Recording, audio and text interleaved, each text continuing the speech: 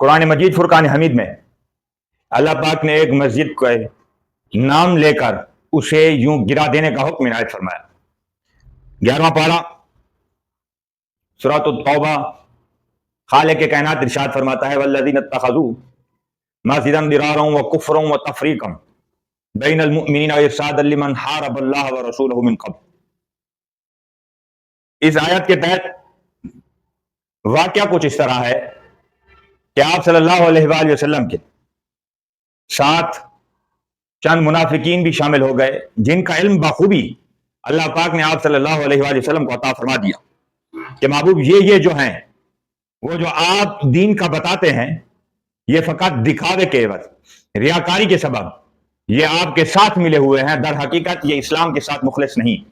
یہ اللہ پاک نے ارشاد فرما دیا تھا محبوب کو۔ لیکن یہاں ایک قابل توجہ بات یہ ہے، ایک عام مثال آپ کی خدمت میں عرض کرتا ہوں کہ ایک شاگرد اپنے استاد سے سوال کرتا ہے اور استاد اس کا جواب نہیں دیتا، قطعاً یہ بات ثابت نہیں ہوتی اس بات سے کہ استاد کو شاگرد کے سوال کا جواب نہیں آتا۔ یہ کہا جا سکتا ہے کہ یہ جواب دینا اس قدر مناسب نہیں کہ استاد شاگرد کی اس بات کا جواب دے، اور استاد پابند بھی نہیں ہر سوال کے جواب دینے کا۔ بعض دفعہ جواب استاد اس سبب سے نہیں دیتا کہ شاگرد کو اس کی ضرورت نہیں، شاگرد کے کام کا جواب نہیں، اس کا اس سے کوئی حاصل مقصد نہیں، اس کا اس سے کوئی کام نہیں، تو اسی لیے استاد اس کے سوال کا جواب نہیں دیتا۔ ہرگز یہ بات نہیں کی جا سکتی، ہرگز اس بات کو نہیں دہرایا جا سکتا کہ شاگرد نے سوال کیا اور استاد بدلے میں خاموش ہو گیا تو کہا جائے کہ یہ بات کہ شاگرد کے سوال کا جواب استاد کے پاس نہیں، بلکہ یہ سمجھا جائے گا کہ استاد نے جواب دینا مناسب اسی لیے نہیں سمجھا کہ شاگرد کو اس سوال کے جواب کی ضرورت نہیں، اس سے اس کا کوئی مقصد نہیں، اس سے اس کا کوئی تعلق نہیں۔ اسی لیے حضور صلی اللہ علیہ وآلہ وسلم کو جب اس بات کا علم تھا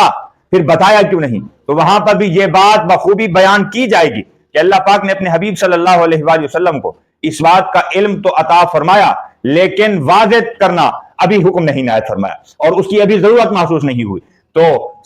حضور انور صلی اللہ علیہ وسلم کی جماعت میں جو ریاکار اور جو منافقین موجود تھے ان کے ساتھ ریاکاری کر رہے تھے، کہتے تھے حضور علیہ السلام کی خدمت میں کہ ہم آپ کے ساتھ، پھر جب وہاں جاتے ہیں تو کہتے ہیں کہ ہم ان کے ساتھ۔ اللہ پاک نے بھی ان کو قرآن مجید میں بیان کر کے ان کی نشانیاں واضح طور پر بیان کی۔ تو اسی طرح پھر انہوں نے ایک مسجد کو تعمیر کیا، ان کا مقصد یہ تھا کہ یہاں پر جو ہم ریاکار ہیں، منافق ہیں، ہم یہاں پر اکٹھے ہوں گے، اکٹھے ہو کر اسلام کے خلاف سازش کو تیار کریں گے۔ اور دیکھیے کہ کس قدر سازش کی ابتدا کرتے ہوئے مسجد تعمیر کی، پھر اس کے بعد اس کے افتتاح کے لیے اور اس کے آغاز کے لیے حضور انور صلی اللہ علیہ وآلہ وسلم کو مدعو کیا، عرض کیا کہ حضور آپ تشریف لائیں اور اس کا افتتاح فرما دیں۔ تو آپ صلی اللہ علیہ وآلہ وسلم تب غزوہ تبوک پر تشریف لے جا رہے تھے، تو آپ صلی اللہ علیہ وآلہ وسلم نے ارشاد فرمایا کہ میں واپسی پر اس معاملے پر بات کروں گا۔ تو غزوہ تبوک پر آپ تشریف لے گئے صلی اللہ علیہ وآلہ وسلم، وہاں پر کسی سبب سے جنگ نہ ہو سکی، تو آپ صلی اللہ علیہ وآلہ وسلم بلا مقابلہ وہ جنگ جیت کر واپس تشریف لائے، فتح یاب ہو کر واپس تشریف لائے، اور واپس جب آئے تو خالق کائنات جل جلالہ و نوالہ نے ارشاد فرمایا کہ محبوب وہ جو منافقین نے مسجد تعمیر کر رکھی ہے بے شک میرا گھر ہے، آپ اس بات کا لحاظ نہ کریں کہ یہ میرا گھر ہے، آپ اس بات کو دیکھیں کہ انہوں نے اس کی بنیاد کیا رکھی۔ محبوب وہ جو ہم نے تمہیں اسلام کا تحفہ دے کر بھیجا ہے اس کے خلاف یہاں پر سازشیں ہوں گی، لہذا آپ تشریف لے جائیں، افتتاح کے لیے نہیں بلکہ اس مسجد کو گرانے کے لیے۔ تو آپ صلی اللہ علیہ وآلہ وسلم تشریف لے گئے